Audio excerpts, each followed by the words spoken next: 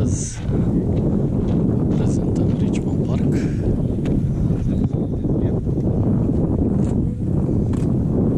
E un parc imens și din ce îmi ziceau colegii, e cred cel mai mare din Londra. După cum se vede, chiar e imens. Ai, unde să te plimbi aici? Este și un lac.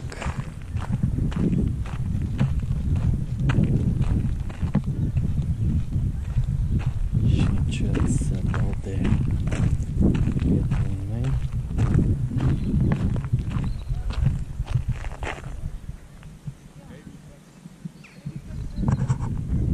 Ia să vedem ce găsim pe aici astăzi.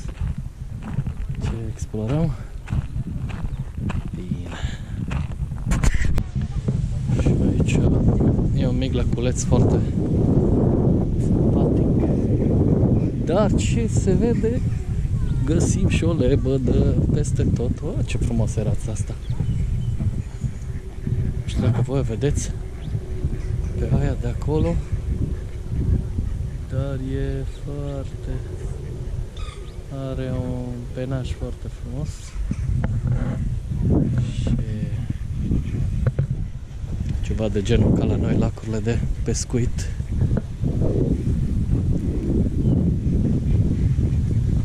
Și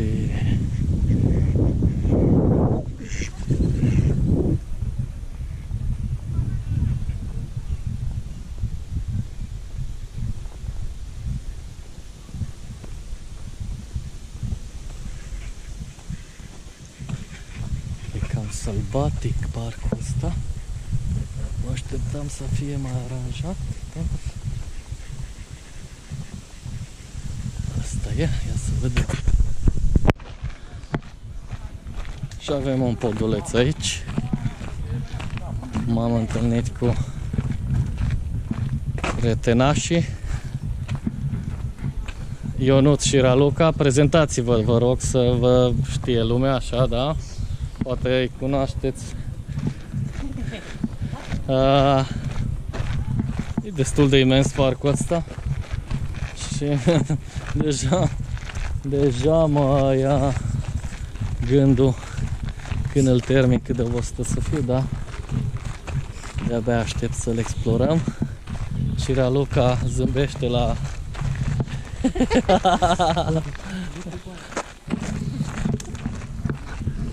Te-ai spălat pe dinți, Raluca? Vezi că trebuie să... Și avem un râuleț mic aici, cu pești înăuntru, putem vedea.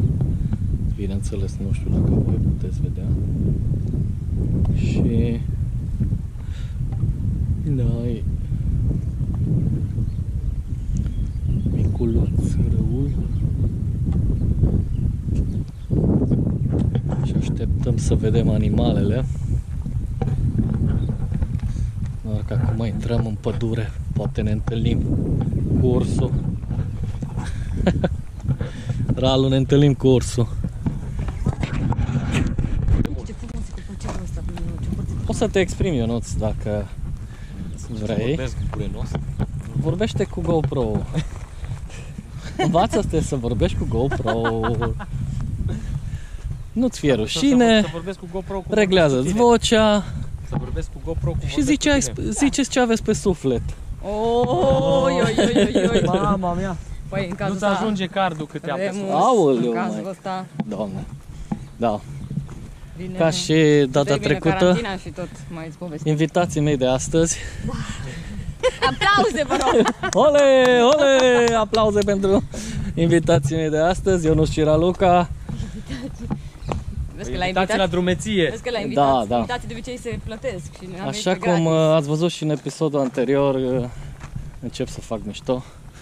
Poate că asta face parte din mine. De invitați, da. Să vedem cât rezistă.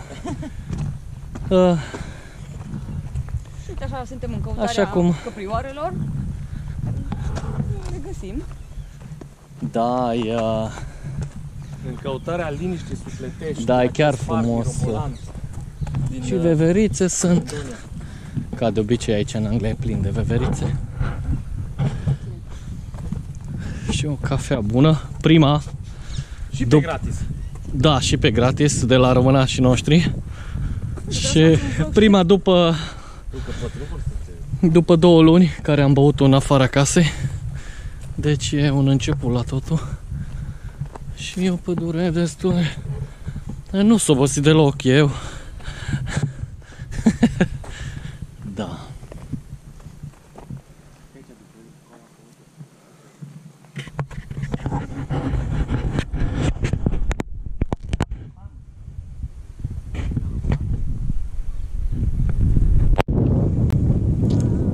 Fost bine la umbră? Dar acum ai soare și nu mi-am luat ochelarii de acasă. No. Așa, Ralu, hai. Exprimă-te. Da. Asta e din 1900 toamna.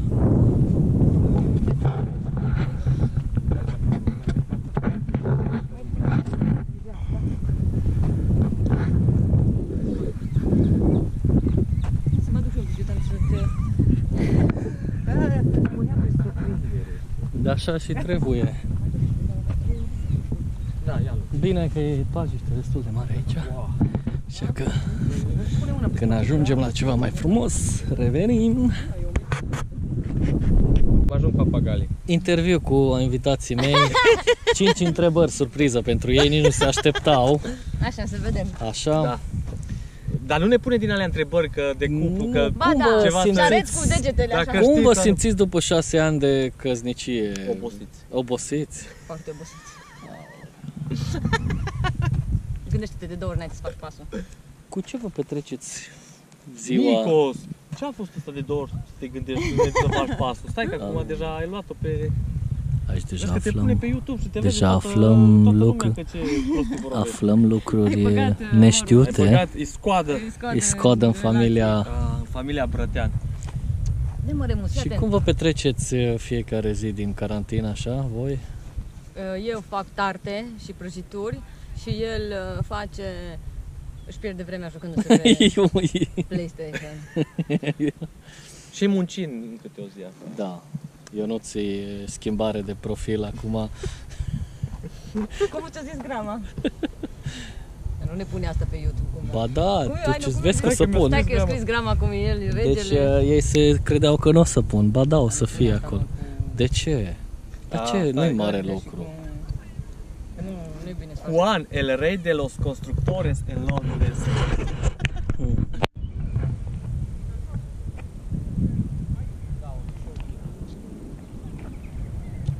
Și am ajuns la un alt lac.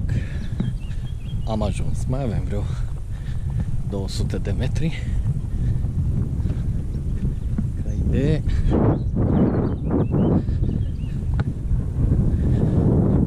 Ionuț, ăsta e cel mai mare din Londra.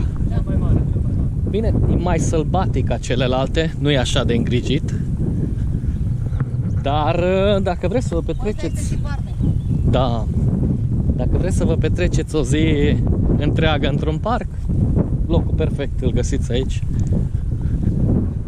Pentru prietenii mei de acasă. Plin de copaci tăiați, care nu-ți duci nicăieri, după aceea îți lăsați. Așa. Și foarte interesantă idee. Pentru că arată într-un fel anume.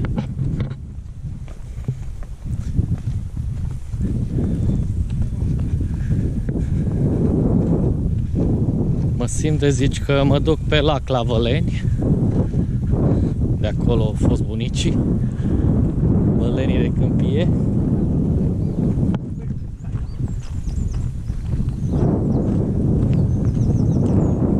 Asta e, așa e poienița asta, zici că e din aia unde se odihneau vacile la miază. Da. Serios. Știi?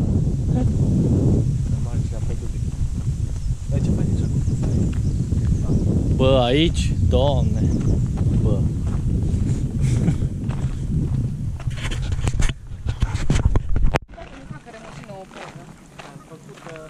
Vă fac un video, nu vă fac o poză. făcut artificial, că vezi acolo de unde dă drumul la apă. Dar ce frumos e! Nu știu cum se vede în cameră, dar e foarte frumos. Cu rățucile. Hai să mergem până acolo jos, să vedem ce e. Doar am venit să explorăm, nu? Da. Bine, uite, apă stătută. Ai grijă nu să nu calci în fericire. Nu, mă așteptam la altceva, dar nu-i decât...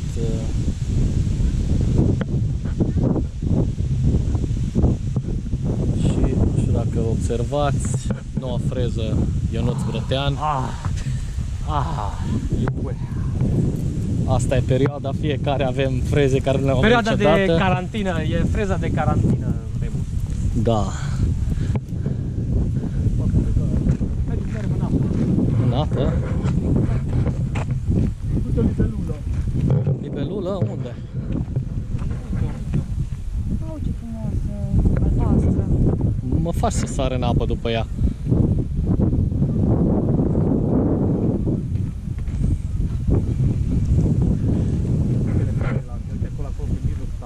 Da, uite, vezi, în momentul în care vrea să lase lacul mai mic, dacă e prea mare, îi dă drumul de aici și curge acolo.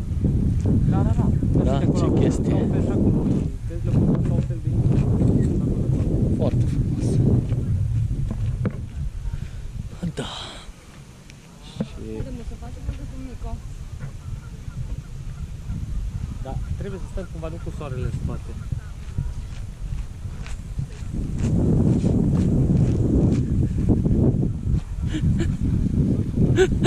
Ralu.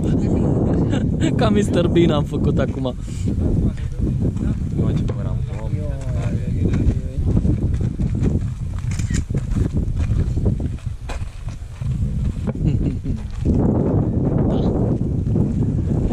Și să explorăm mai departe.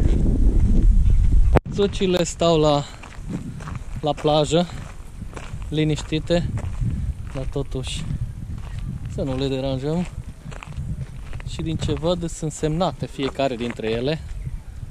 Au inel. Au inel.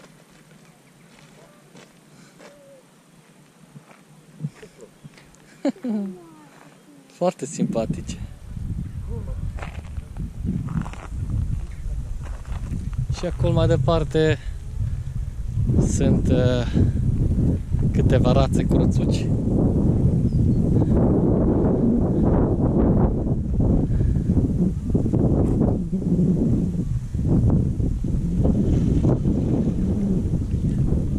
Nu se înțeleg una cu alta.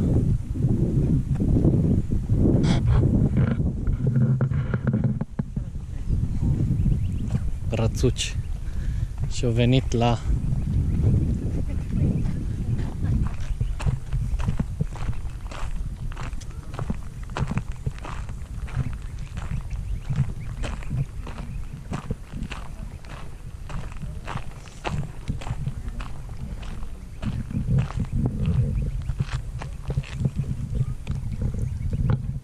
mâncare, rațele.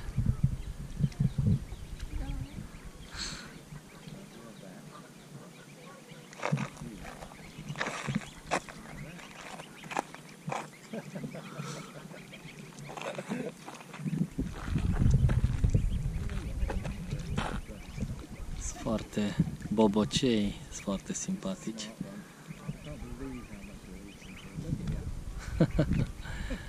Bun.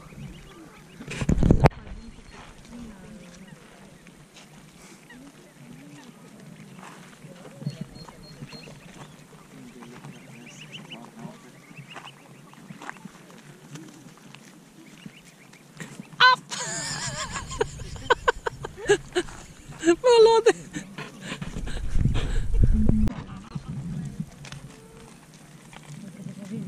Rațele sunt prietenoase, vin la mâncare. La ce? La ce?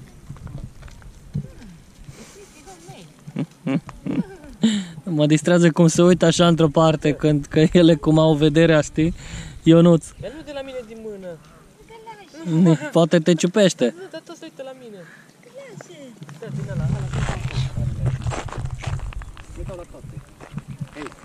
Bobocei. Hai să vă arăt bobocei. Ăștia mici. Hai bobocei, hai. Ce-au văzut, m-au venit ceva mai mare? Haideți, mă! Uite-te cât de simpatici. Plimbă lumea cu caii. Și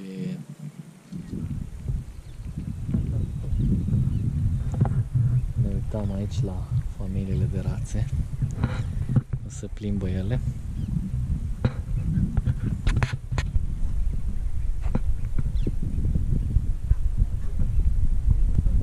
Și aici suntem la alt lac mai mare puțin. Sunt două unul lângă celălalt. Puteți să auziți cum fac rațele.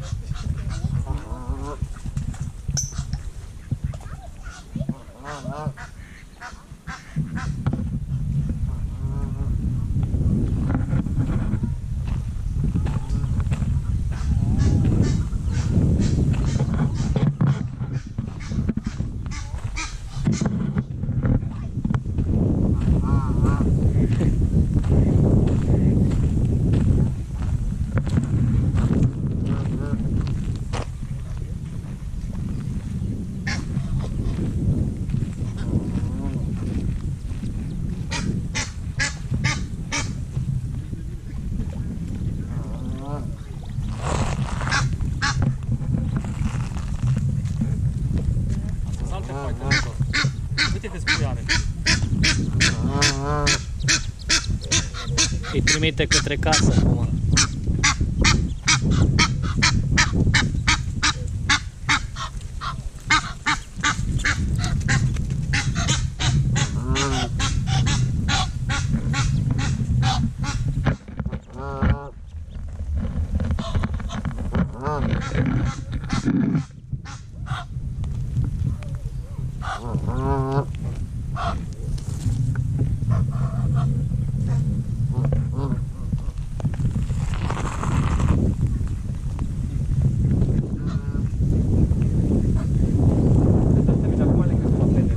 Da.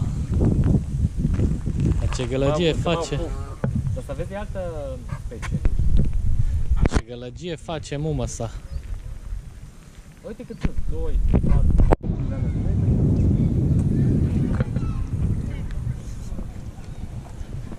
Și mai avem puțin până ieșim din parc. Deși nu cred că am văzut jumate din el. Dar next time. Și deja simt oboseala de atâta umblat. Și mă plimb pe iarbă. Ce piști tu asta, că tot eu pot.